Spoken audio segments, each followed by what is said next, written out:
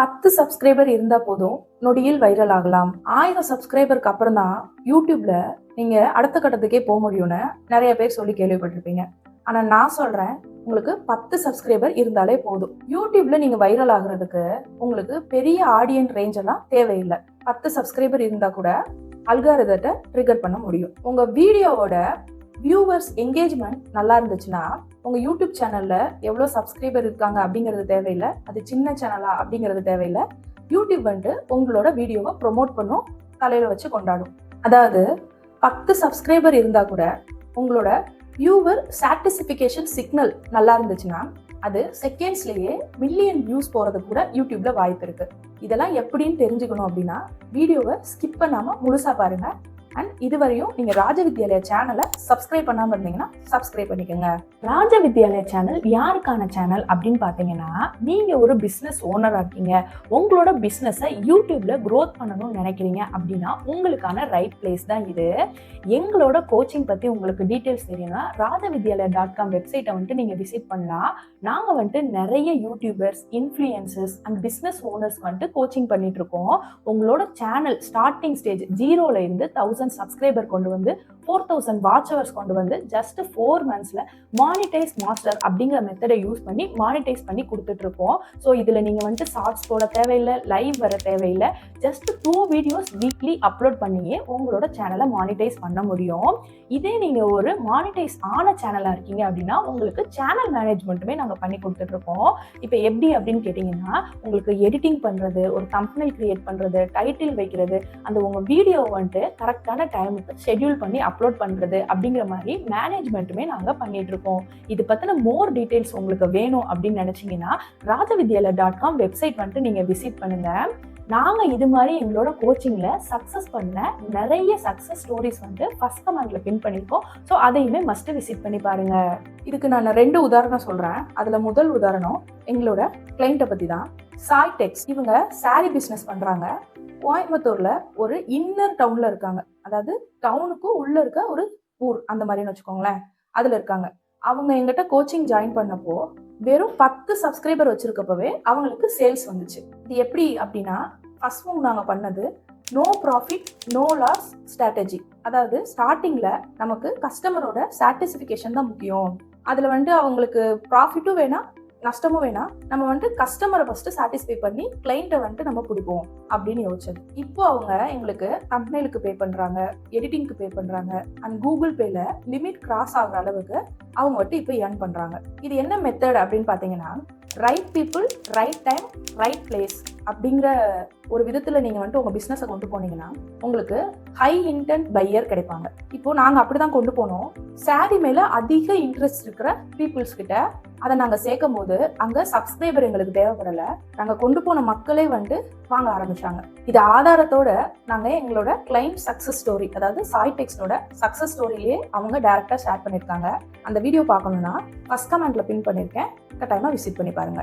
இரண்டாவது உதாரணம் அப்படின்னு பாத்தீங்கன்னா, நீங்க யூடியூபோட அல்காரிதம் என்ன அப்படிங்கறத புரிஞ்சுக்கிட்டாலே யூடியூப்ல இந்த வைராலிட்டி எப்படி ஒர்க் ஆகுது அப்படிங்கறத நீங்க தெரிஞ்சுக்கலாம். விவேக் சார் அவர் எடுத்துக்கலாம் ஒரு எக்ஸாம்பிளுக்கு. நடிகர் விவேக் சார அவரோட வீடியோஸ், காமெடி வீடியோஸ் வந்துட்டு நீங்க யூடியூப்ல அப்லோட் பண்றீங்கன்னு வைங்களேன். அது நீங்க எந்த சேனல்ல எவ்வளவு சப்ஸ்கிரைபர் கம்மியா வச்சிருந்தாலும் அந்த வீடியோ அப்லோட் பண்ணீங்கன்னா அதை பாக்குறதுக்குன்னு மக்கள் வந்துட்டு இருப்பாங்க இல்லையா, அதை வந்துட்டு மார்க்கெட் சைஸ் அப்படின்னு சொல்லுவாங்க யூடியூப்ல. ஸோ உங்களோட வீடியோக்கு நீங்க போடுற கண்டென்ட்டுக்கு எவ்வளோ மார்க்கெட் சைஸ் இருக்கு அப்படிங்கிறத பொறுத்து தான் உங்களோட வீடியோஸும் சேனலும் மேலே வரும். இப்போ நான் சொன்ன மாதிரி விவேக் சாரோட காமெடி போட்டிங்கன்னா அதை பார்க்கறதுக்கு நிறைய மக்கள் இருப்பாங்க, நிறைய ஃபேன் பேஜ் இருக்கு. இப்போ அவரோட வீடியோ வைரல் ஆகுறது நமக்கு பெரிய விஷயம் இல்லை. ஆனால் நீங்கள் உங்களோட ஓன் பிளாக், ஓன் வீடியோ போட்டு அது வந்துட்டு வைரல் ஆகணும்னு நினைக்கிறது இது லாஜிக்காவே இடிக்குது. உங்களுக்கு புரியுதா? உங்களோட மார்க்கெட் சைஸ் என்ன, உங்க கண்டென்ட்டோட மார்க்கெட் சைஸ் என்ன அப்படிங்கிறத நீங்க அந்த வியூஸ் எப்படி போகுதுங்கிறத வச்சு நீங்க தெரிஞ்சுக்கலாம். இப்போ விவேக் சார் எடுத்துக்கிட்டாலுமே அதுலயுமே வீடியோஸ்ல டிஃப்ரெண்ட் காட்டும் போது டிமாண்ட் வந்துட்டு அதிகமாகும். இந்த மாதிரி காமெடி வீடியோஸ் போட்டதை விட சார் இறந்தப்போ அந்த லைவ் போட்டவங்க இருப்பாங்கல்ல, அங்க என்ன நடக்குது அப்படிங்கிற மாதிரி அந்த வீடியோஸ் வந்துட்டு ரொம்பவே வைரலா அந்த டைம்ல ஓடி இருக்கும். ஏன் அப்படின்னா, இந்த காமெடி வீடியோஸ் யார் வேணாலும் எடுத்து போட்டிருக்கலாம். அதை நீங்க தியேட்டர்ல பார்க்கலாம், டிவியில பார்க்கலாம், நெக்ஸ்ட் எதுல வேணாலும் மொபைல்ல கூட நீங்க பார்க்கலாம். ஆனா அந்த இறப்புங்கிறது ரொம்ப கஷ்டமான விஷயம் தான். அதை வந்துட்டு ஒரு வீடியோவை அப்லோட் பண்றப்ப அது டிமாண்ட் அதிகம் அந்த வீடியோக்கு. ஸோ மக்கள் அதை நிறையவே பார்த்தாங்க. இப்படி ஒரு பாப்புலரான லெஜண்டுக்கே இந்த டிமாண்ட் மார்க்கெட் சைஸ் டிமாண்ட்லாம் மாறுறப்போ நம்மளோட வீடியோக்கு நம்ம எப்படி மார்க்கெட் சைஸை ஃபிக்ஸ் பண்ணணும் அப்படிங்கிறத நீங்கள் முடிவு பண்ணுங்க. இப்போ ரீசெண்டாக ஒரு வீடியோ பார்த்தேன். விவேக் சார் ஒரு மரம் நடுற மாதிரி. இது ஏஐன்னு தெரியும், இருந்தாலும் விவேக் சார் மரம் நடுற வீடியோவா பார்க்கலாமே அப்படின்னு சொல்லிட்டு போய் பார்க்குறாங்கல்ல. அப்போ அந்த மார்க்கெட் சைஸுங்கிறது அவரோட ஃபேஸ் வேல்யூக்கு குறையவே குறையாது. அந்த மாதிரி நீங்கள் ஒரு மார்க்கெட் சைஸை உங்களுக்கு கிரியேட் பண்ணுங்க அப்படிங்கிறது தான் சொல்கிறோம். இதை நீங்கள் நிறைய இந்த மாதிரி ஏஐ வீடியோ பார்த்துருக்கலாம். அப்துல் கலாம் சார் கிளாஸ் எடுக்கிற மாதிரி அந்த மாதிரிலாம் நிறைய ஏஐ வீடியோ கிரியேட் பண்ணி போடுவாங்க. அதுக்கு நல்ல வியூஸ்மே போகும்.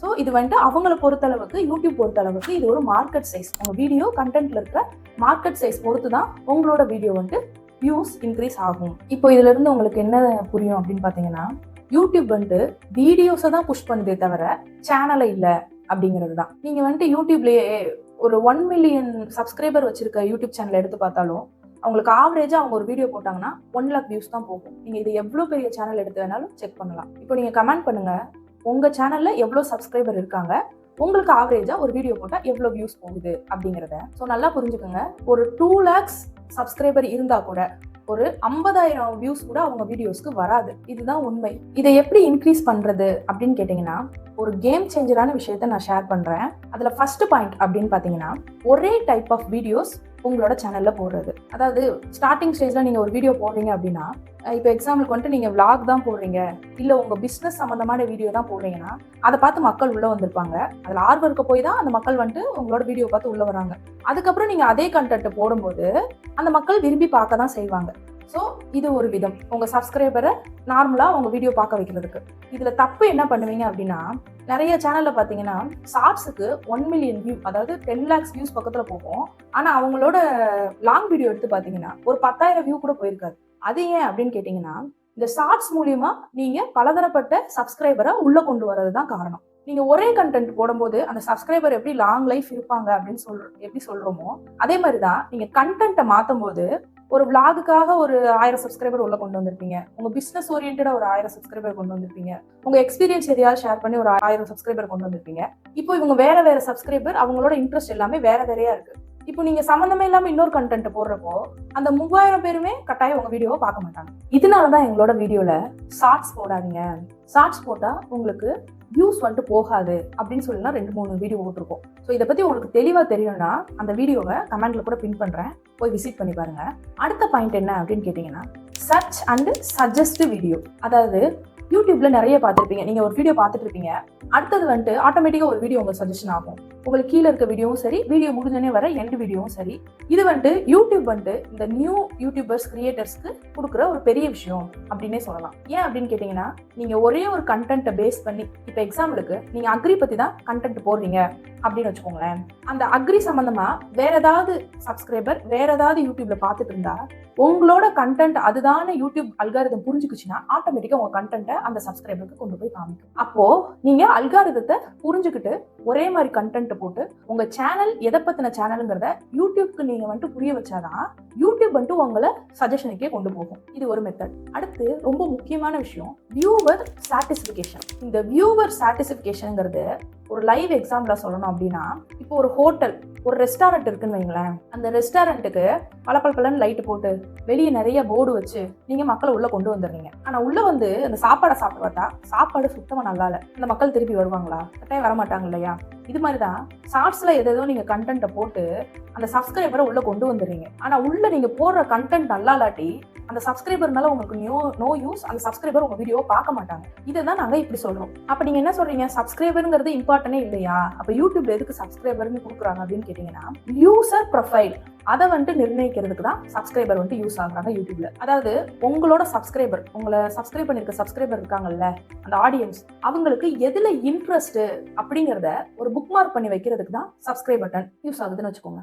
இதை நீங்க இன்ஸ்டாகிராமோட ஈஸியா ரிலேட் பண்ணலாம். இப்போ நீங்க இன்ஸ்டாகிராம்ல ஃபீட்ல பார்த்துட்டே இருப்பீங்க, ஒரு ஷூ வாங்கணும் அப்படின்னு சொல்லிட்டு நீங்க பாக்குறீங்கன்னு வைங்களேன், சர்ச் பண்ணி பாக்குறீங்க, இல்ல அந்த ஷூ போட்டிருக்க கண்டென்ட் கிரியேட்டரை நீங்க ஃபாலோ பண்ணிக்கிறீங்கன்னா, அடுத்து ஒண்ணு அந்த ஃபாலோ பண்ண கண்டென்ட் கிரியேட்டரோட வீடியோவா வரும், இல்லாட்டி அந்த ஷூவை பத்தின வீடியோவா வரும். நீங்க இதை கட்டாயம் எல்லாருமே இன்ஸ்டாகிராம் வச்சிருக்க எல்லாருமே எக்ஸ்பீரியன்ஸ் பண்ணிருக்கீங்க.